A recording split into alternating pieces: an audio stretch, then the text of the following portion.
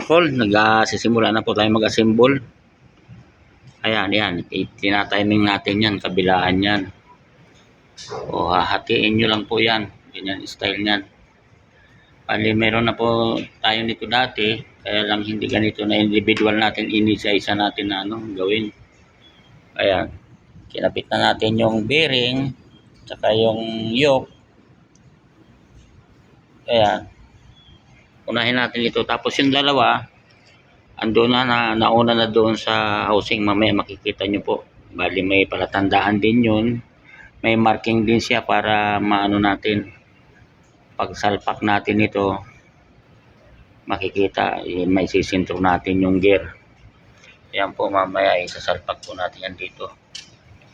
Yung selector hub selector gear na yan. Yan, meron po siyang clutch. Yan o. Yan, pati ito sa loob. Yan sa high, ito sa low. Yan, sasalpak po natin yan dito. Kaya dito, i-assemble natin siya doon para mas mabilis po ang trabaho. Para hindi mabigat, yun, inuna na natin yung dalawang counter gear doon. Yan ka-motor po, mamaya po makikita nyo yung mga discarding paunti-unti na hindi mabigat po sa trabaho. Ayan. Purple, ito naman ang gagawin natin. Yung high and low. Dito po yan, kakabit natin dito. Yan, dito yung kakabit. Yan, ito. Bali, lilinisin po muna natin. Para may salpak na po yan dito. Kanya lang yan po discarding. Yung dalawa, iuna muna doon. Tapos ito ang asimbulin dito. Mamaya po makikita natin ito kung paano natin i-discard doon na hindi masyado persado mabigat. Ayan po ka-motor pool. Gagawin na po natin to.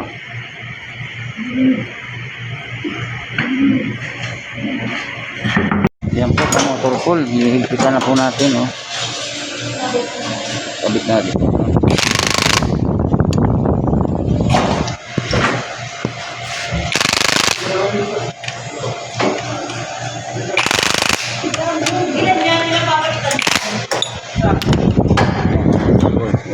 Ilalak na lang natin dito. Nakabit na yung simbolo. Ako na yung dalawang counter gear doon para hindi mahirap, hindi mabigat. Yan mga diskarte po. Lalagyan na lang natin ang bolt yan sa lock ng ka-motor pool. Ito yung high and low gear ng Proton 420 horsepower. Ayan po. Tayong nakatoka na gumawa ng mga ganito high and low. Yan po ka-motor pool. Mamaya papato sasalpak na natin doon. Motor pool.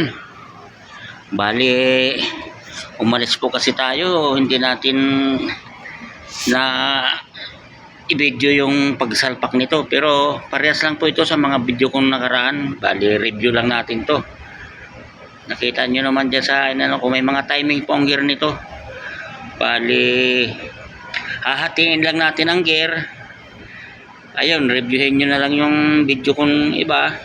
Pero pinakita ko naman po dyan na may makita nyo yung mga timing.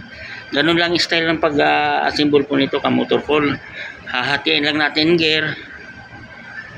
Yun. Doon natin isasalpak yung sa counter gear at saka sa high and low shaft. Yan. May gear din dyan sa Yan makikita nyo naman po dyan sa video natin. Ayan, ito na po ka-motor pool. Lalagyan natin ng Loctite thread lock. Yan marami pong pangalan, thread lock. Ayan po, para hindi po siya lumuwag, kasi pag lumuwag po napakahirap. Tatanggalan tayo ng propeller. Kaya yan po ginagawa natin.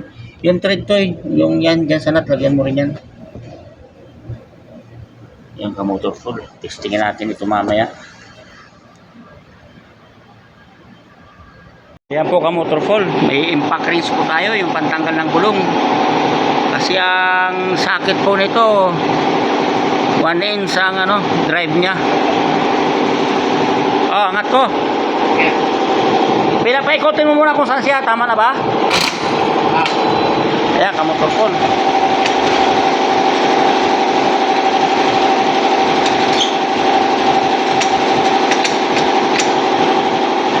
Okay.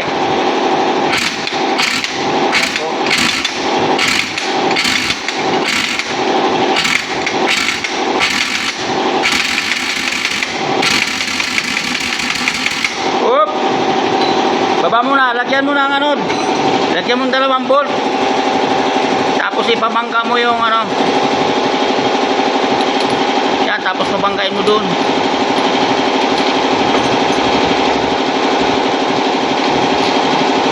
Papunta rito sa kabila. Papunta rito. Okay, cambio ko kaya. Pwede po. Cambio na lang. Dali ka motor Paul, kakambio ko natin. Ha? Tubo na lang. Ah, sige. Oh, tubo. Pwede po. Baka sa ito sa ilalim dahil madadali ito yung mga ano. Baka madali mga hose.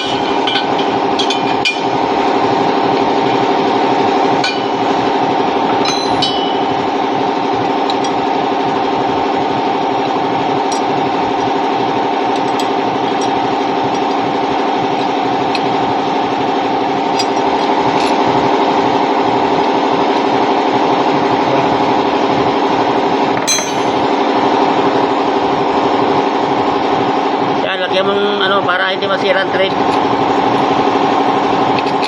Lagyan mo ng yan. Tama na. Tulak mo dun.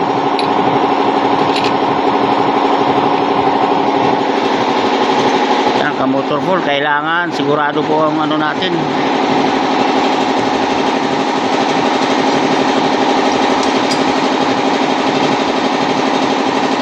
Pasok mo dun sa ano.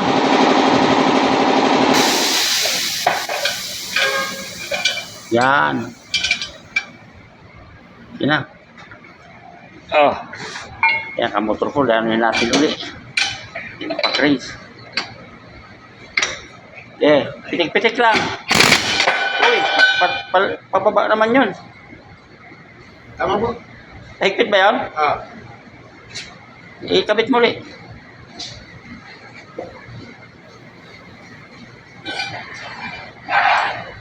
Pitikin mo lang.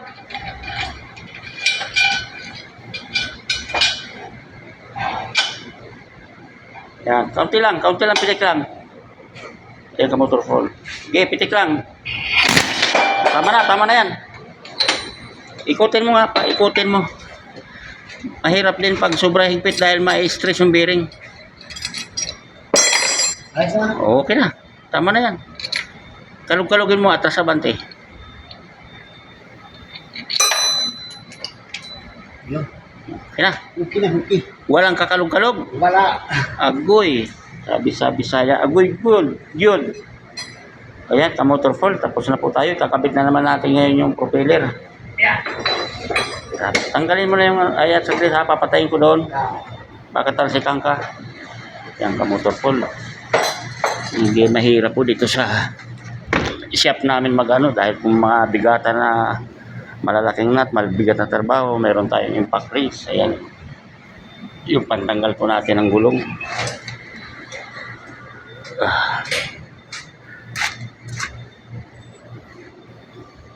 Yan na, tanggal na. Yan.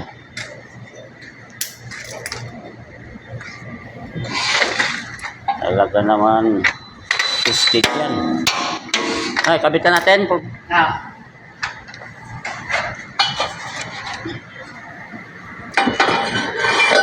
Yan, kakabitan natin yung kamotor Paul yung ano, propeller. Ayan, kamotor Paul, umandar na. Oy! May hangin ah! Bro! May hangin ah! Yan, hinahangin na lang po. Umandar na siya.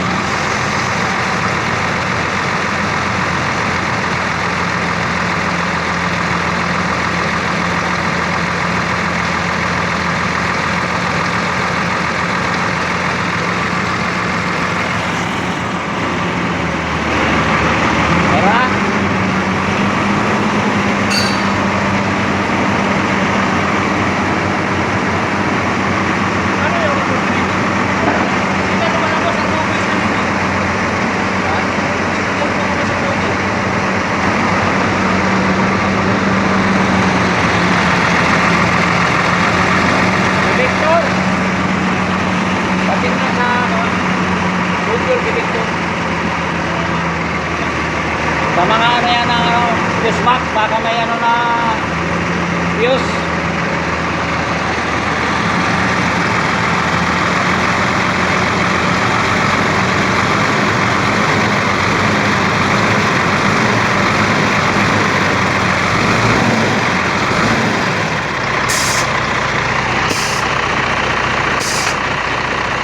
Yan, kapag-control, mag-breaker na. Yan. Pa! Yan. Okay, okay. Okay na. Dati hindi ko yan pumapasok sa ganyan.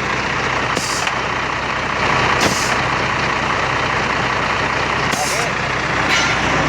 Okay na. Success na naman tayo. Naka-accomplishment na naman na maayos.